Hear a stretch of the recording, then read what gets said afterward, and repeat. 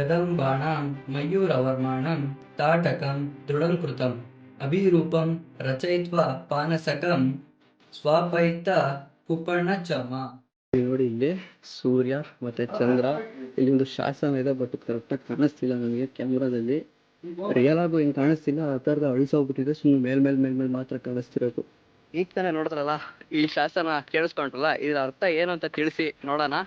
ಇನ್ನೇನು ಕಾಣಿಸ್ತಿದೆ ನೋಡಿ, ಚಂದ್ರವಳ್ಳಿ ಕೆರೆ. ಇನ್ನು ನಾನು ಎಲ್ಲಿದ್ದೀನಿ ಅಂತ ಫಸ್ಟ್ ಹೇಳ್ಬಿಡ್ತೀನಿ, ಇನ್ನು ಗೊತ್ತಾಗ್ಲಿಲ್ಲ ಅಂದ್ರೆ ಚಿತ್ರದುರ್ಗದಲ್ಲಿರುವ ಚಂದ್ರವಳ್ಳಿಲಿದ್ದೀನಿ. ಸೊ ಇದು ಬಂದು ಚಂದ್ರವಳ್ಳಿ ಕೆರೆ, ಪ್ರಪ್ರಥಮ ಮಾನವ ನಿರ್ಮಿತ ಕೆರೆ ಅಂತ ಕೂಡ ಈ ಕೆರೆಗೆ ಹೇಳ್ತಾರೆ. ಅಲ್ಲಿ ಕಾಣಿಸ್ತಿದೆ ನೋಡಿ ದೊಳಪನ ಗುಡ್ಡ. ಈಗ ನೆಕ್ಸ್ಟು ಆ ಬೆಟ್ಟ ಕಾಣ, ಅದೇ ಜಾಗದಲ್ಲೇ ಮಯೂರ ತನ್ನ ಸೈನ್ಯವನ್ನ ಕಟ್ಟಿದ್ದು ಅಂತ ಹೇಳ್ತಾರೆ. ಫಸ್ಟ್ ಆಫ್ ಆಲ್ ಈ ಮಯೂರ ಯಾರು ಮತ್ತೆ ಆ ಶಾಸನ ಏನು ಅಂತಂದ್ರೆ, ಆ ಶಾಸನ ಬಂದು ಸಂಪೂರ್ಣವಾಗಿ ಮಯೂರ ಶರ್ಮನಿಗೆ ಸೇರುತ್ತೆ.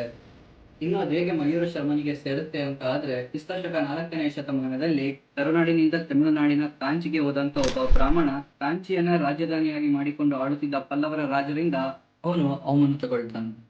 ಆಗ ಅವರ ಮೇಲೆ ಮತ್ತೆ ಸೇಡ್ ತೀರಿಸ್ಕೋಬೇಕು ಅಂತ ಕರುನಿಗೆ ಹಿಂತಿರುಗಿ ಇಲ್ಲಿ ಒಂದು ಸೈನ್ಯನ ಕಟ್ಟಿ ಪಲ್ಲವರ ಮೇಲೆ ಯುದ್ಧ ಮಾಡಿ ಗೆದ್ದು ಕರುನಾಡಿನ ಪ್ರಪ್ರಥಮ ಸ್ವಾತಂತ್ರ್ಯ ಸಾಮ್ರಾಜ್ಯವನ್ನು ಕಟ್ಟಿದಂತ ಕದಂಬರ ಮಯೂರ ಶರ್ಮ ಅವರಿಗೆ ಬಂದು ಆ ಶಾಸನ ಸಂಪೂರ್ಣವಾಗಿ ಸೇರುತ್ತೆ. ಇನ್ನು ಕೆಲವು ಇತಿಹಾಸಕಾರರು ಮಯೂರ ಶರ್ಮನನ್ನ ಪ್ರೈಡ್ ಆಫ್ ಕರ್ನಾಟಕ ಅಂತ ಕೂಡ ಕರೀತಾರೆ. ಹಾಗೆ ಹೇಳಿದ್ನಲ್ಲ ಆ ಬೆಟ್ಟ, ಅದು ಕೂಡ ಅಷ್ಟೇ, ಅಲ್ಲೇ ಅವನು ಸೈನ್ಯವನ್ನ ಕಟ್ಟಿದ್ದು ಅಂತ ಕೂಡ ಹೇಳ್ತಾರೆ. ಹಾಗೆ ಇಲ್ಲಿ ಸ್ವಲ್ಪ ಮುಂದೆ ಹೋದ್ರೆ ಪಂಚಲಿಂಗ, ಪಾಂಡವರು ಬಂದಾಗ ಸ್ಥಾಪಿಸಿದಂತ ಈ 5 ಲಿಂಗಗಳು ಇರುವಂತ ಜಾಗ ಅಂತ ಹೇಳಿದ್ನಲ್ಲ, ಅಲ್ಲಿ ಆಕ್ಚುಲಿ ಇರೋದು ಬಂದು 9 ಲಿಂಗಗಳು.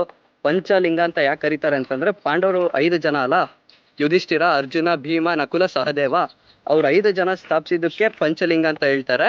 ಆದ್ರೆ ಇಲ್ಲಿ ಮತ್ತೆ ಅಂಕಲಿಗೆಯಿಂದ ಬಂದಂತ ಸ್ವಾಮಿಗಳು ಕೂಡ 4 ಲಿಂಗಗಳನ್ನ ಸ್ಥಾಪಿಸ್ತಾರೆ ಅಲ್ಲಿ. ಸೊ ಹಾಗಾಗಿ ಟೋಟಲ್ ಅಲ್ಲಿ 9 ಲಿಂಗಗಳಿರೋದು. ಬನ್ನಿ ಹೋಣ. ಹಂಗೆ ಬಂದ್ರೆ ಹೇಳದ್ನಲ್ಲ ಪಂಚಲಿಂಗ ಇರುವಂತ ದೇವಸ್ಥಾನ ಅಂತ. ಸೊ ಇಲ್ಲಿ ಹೋದ್ರೆ ದೇವಸ್ಥಾನ ಸಿಗುತ್ತೆ, ಬನ್ನಿ ಮೇಲೆ. ಇನ್ನು ಪಂಚಲಿಂಗ ಅಂತ ಹೇಳಿದ್ನಲ್ಲ ನೋಡಿ, ಒಳಗಡೆ ಇರೋದು. ಬನ್ನಿ ಒಳಗಡೆ ಹೋಗೋಣ.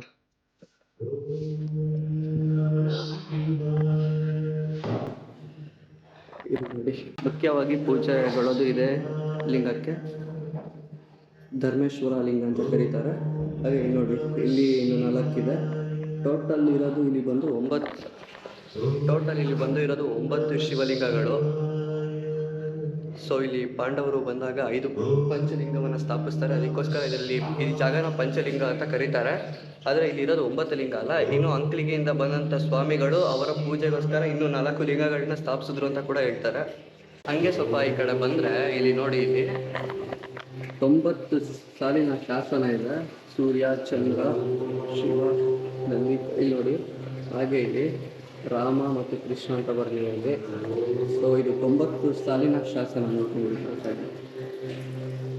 ಇನ್ನು ಇಲ್ಲಿ ಅಂಕಲಿಗೆಯಿಂದ ಬಂದಂಥ ಸ್ವಾಮಿಗಳು ಇದ್ದಂಥ ಜಾಗ ಇಲ್ಲಿ ಕಾಣಿಸುತ್ತೆ ನೋಡಿ. ಇಲ್ಲಿ ನೋಡಿ, ಇಲ್ಲಿ ನಂದಿ. ಇಲ್ಲಿ ನಂದಿ ಇರೋದ್ರಿಂದ ಇದು ನಂದಿ ಬಾಗಿಲು ಅಂತ ಕರೀತಾರೆ. ಹಿಂಗೆ ಕೆಳಗಡೆ ಹೋದ್ರೆ ಇಲ್ಲಿ ನೋಡಿ, ಫಸ್ಟ್ ಕೆಳಗಿಂದ ಬಂದ ತಕ್ಷಣ ಮೆಟ್ಲುಗಳು ಒಂದೊಂದು ಸ್ಟೈಲಲ್ಲಿ ಇದೆ. ಸಡನ್ನಾಗಿ ಬಂದರೆ ನೋಡಿ, ಒಂದು ಗ್ಯಾಪ್ ಸ್ವಲ್ಪ ಚಿಕ್ಕದಾಗಿದೆ, ಇನ್ನೊಂದು ಸಿಕ್ಕಾಪಟ್ಟೆ ದೊಡ್ಡದಾಗಿದೆ. ಲೈಕ್ ಆ ಥರ ಮಾಡಿದ್ದಾರೆ ಮೆಟ್ಲು. ಇನ್ನು ಅಲ್ಲಿಂದ ಬಂದರೆ ಇಲ್ಲಿ ಕೂತಂಥ ಪಾಲಕರು. ಇಲ್ಲಿ ನೋಡಿ, ಲೈಟ್ ಆಫ್ ಮಾಡಿದೆ.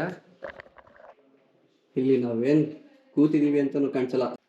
ಇಲ್ಲಿ ಕೂತವರು ಅಲ್ಲಿ ಯಾರು ಬರ್ತೀರಂತ ನೋಡ್ಬೋದು, ಬಟ್ ಏನೋ ಅಲ್ಲಿಂದ ಬಂದವ್ರು ಇಲ್ಲಿ ಯಾರು ಕೂತಿರಂತ ನೋಡೋಕ್ಕೆ ಸಾಧ್ಯನೇ ಇಲ್ಲ. ಬನ್ನಿ ಮುಂದೆ ಹೋಗೋಣ. ಮುಂದೆ ಹೋದ್ರೆ ಇಲ್ಲಿ ನೋಡಿ ಗಣೇಶ ಇದೆ. ಸೊ ಗಣೇಶನ ಬಾಗಿಲು.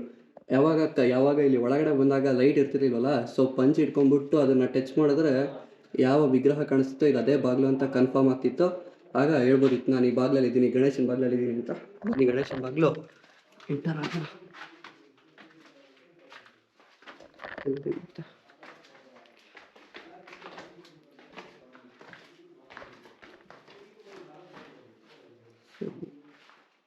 ನೋಡಿ, ಶಿವಂದು ವಿಗ್ರಹ ಇದೆ. ಸ್ವಾಮಿಗಳು ಪೂಜೆ ಮಾಡೋಕ್ಕೆ ಅಂತ ಸ್ಥಾಪಿಸಿದಂಥ ಲಿಂಗ ಇಲ್ಲಿದೆ. ಇನ್ನು ಇಲ್ಲಿ ನೋಡಿ, ಇಲ್ಲಿ ಬೇಕಾಗಿದಂತ ಇಲ್ಲ ಫುಲ್ ಒಳಗಂತ ಇಲ್ಲಿ ನೋಡಿ ಬೇಕಾಗಿರೋಂಥ ಸಾಮಗ್ರಿಗಳನ್ನ ಇಲ್ಲಿ ಸ್ಟೋರ್ ಮಾಡಿ ಇಡೋವಂಥದ್ದು ಜಾಗ. ಪಕ್ಕದಲ್ಲೇ ಶಿವನ ವಿಗ್ರಹ ಇದೆಯಲ್ಲ, ಸೊ ಪೂಜೆಗೆ ಬೇಕಾಗಿದ್ದಂಥ ಎಲ್ಲ ಸಾಮಗ್ರಿಗಳನ್ನ ಇಲ್ಲಿ ಜೋಡಿಸಿ ಇಟ್ಬಿಡೋರು. ಏನೋ ಕಾಣೋದೇ ಇಲ್ಲ. ಇನ್ನು ಇಲ್ಲಿ ಒಳಗಡೆ ಬಂದರೆ ಇಲ್ಲಿ ನೋಡಿ ಸ್ನಾನಕ್ಕೆ ಅಂತ ಮಾಡ್ಕೊಂಡಿದ್ದಂಥ ಸ್ನಾನ ಗೃಹ. ಇದೇ ಥರ ಫುಲ್ ಕೆಳಗೆ ತನಕ ಹೋದರೆ ಇನ್ನೂ ಸಾಕಷ್ಟು ನೋಡ್ಬೋದು. ಅವರು ತಪಸ್ ಮಾಡೋಕ್ಕೆ ಅಂತ ಕೂರ್ತಾಯಿದ್ದ ಜಾಗ, ಮಲ್ಕೊಳ್ಳೋಕ್ಕೆ ಅಂತ ಇದ್ದ ಜಾಗ, ಹಾಗೆ ಸಾಕಷ್ಟು ಜಾಗಗಳನ್ನ ನೋಡ್ಬೋದು. ಇದನ್ನು ಫುಲ್ ತೋರಿಸಲ್ಲ ನಾನು, ಒಂದ್ಸಲಿ ನೀವೇ ಬಂದು ನೀವೇ ನಿಮ್ಮ ಕಣ್ಣಾರೆ ನೋಡಿ, ಅವಾಗ ಇದನ್ನು ಅನುಭವಿಸ್ಬೋದು. ಅವಾಗ ಇದನ್ನು ನೀವು ಅರ್ಥ ಮಾಡ್ಕೋಬೋದು ಏನು ಅಂತ. ಸುಮ್ಮನೆ ವೀಡಿಯೋದಲ್ಲಿ ಕರೆಕ್ಟಾಗಿ ತೋರಿಸ್ತಾರೆ, ಏನೋ ನಿಮಗೂ ಅರ್ಥ ಆಗಲ್ಲ, ನನಗೂ ಏನು ಕರೆಕ್ಟಾಗಿ ತೋರ್ಸೋಕ್ಕೂ ಆಗಲ್ಲ. ಅದಕ್ಕೋಸ್ಕರ ಒಂದ್ಸಲಿ ನೀವೇ ಇಲ್ಲಿಗೆ ಬಂದಾಗ ನೋಡಿ ಈ ಜಾಗನ. ಇಲ್ಲಿ ಬಂದರೆ ಮಹಾದೇವ ಅನಿಸಿದ್ಯಾ, ಲೈಟ್ ಕಮ್ಮಿ ಇದೆ, ಅದಕ್ಕೆ ಅಂತಲೇ ಹೇಳಿದ್ದು ನೀವೇ ಒಂದ್ಸಲಿ ಇಲ್ಲಿಗೆ ಬಂದಾಗ ನೋಡಿ ಅಂತ. ಇನ್ನು ಇಲ್ಲಿ ಪಕ್ಕ ನೋಡಿ, ಇಲ್ಲಿ ಶಿವೊಂದು ಇದಿದೆ. ಆ ಥರ ಏನಕ್ಕೆ ಹಾಕಿದ್ದಾರೆ ಅಂತ ಅಂದರೆ, ಇಲ್ಲಿ ನೋಡಿ ಬಾಗಿಲು ಮೇಲೆಲ್ಲ ನಿಮಿಷ ಇಲ್ಲಿ ನೋಡಿ, ಇಲ್ಲಿ ಕೂಡ ಒಂದು ಬಾಗಿಲಿದೆ, ತಕ್ಕೊಳ್ಳಿ ಲೈಟ್.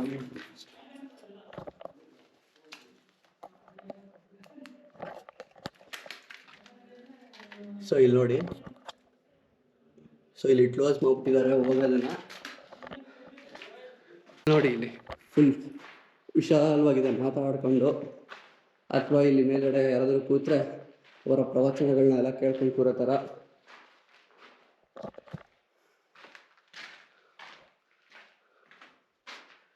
ಇಲ್ಲಿ ನೋಡಿ,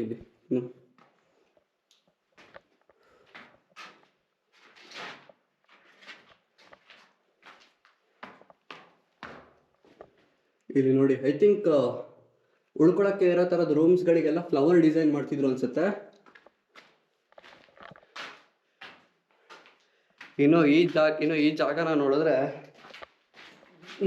ಗುರುಗಳಿಗೆ ಅಡುಗೆ ಮಾಡ್ತಿದ್ರು ಅಂತ ಅನ್ಸುತ್ತೆ. ಯಾಕೆಂದ್ರೆ ಇಲ್ಲಿ ನೋಡಿ ವರ್ಕಲ್ಲಿದೆ, ಇಲ್ಲಿ ಗೂಡುಗಳಿದೆ ಕೆಲವು.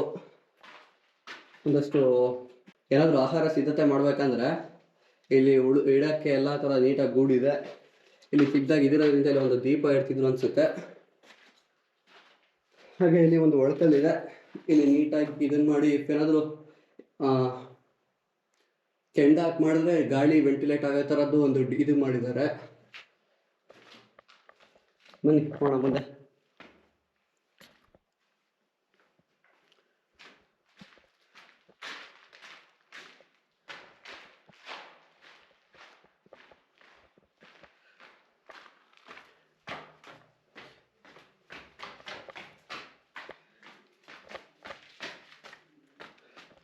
ಇನ್ನು ಇಲ್ಲಿ ನೋಡಿ, ಈಗ ಹೋದ್ವಲ್ಲ ಒಳಗಡೆ, ಇಲ್ಲಿ ನೋಡಿ ಕರೆಕ್ಟಾಗಿ ಡೋರ್ಸ್ ಹಾಕಕ್ಕೆ ಏನು ಬೇಕೋ ಆ ಥರ ಇದನ್ನ ಮಾಡಿದ್ದಾರೆ. ಅಕ್ಕಪಕ್ಕ ಇದಿದೆ, ಇಲ್ಲಿ ನೋಡಿ ಇಲ್ಲೆಲ್ಲ.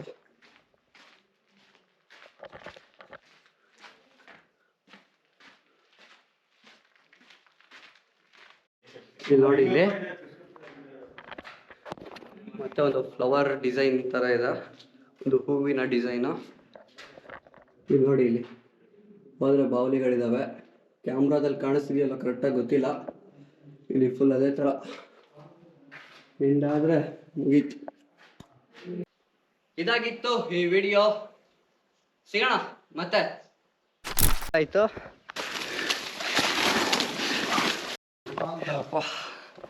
ಏನು ಗುರು ಇದು ನೆಕ್ಸ್ಟ್ ಲೆವೆಲ್. ಅಂಜನ ಹಿಂಗೆ ಹೇಳಿದ್ರೆ ಆಯ್ತು ಅವ್ರ ಸೊ ಈಗ ಇಲ್ಲಿ ನೋಡಿ ಮತ್ತೆ ಜಾಗ ಇಲ್ಲಿ ಎಷ್ಟು ಚಿಕ್ಕದಾಗಿದೆ ಅಂತ. ಅಯ್ಯಪ್ಪ, ಇಲ್ಲಿ ನೋಡಿ ಹೆಂಗಿದೆ ಜಾಗ. ಸ್ವಲ್ಪ ಹೋಗೋ ಜಾಗದಲ್ಲಿ ಹೋಗೋದ್ಬಿಟ್ಟು ಬೇರೆ ಕಡೆ ಹೋದ್ರೆ ದಾರಿ ಮಿಸ್ ಆಗ್ತದೆ ಅಷ್ಟೇ.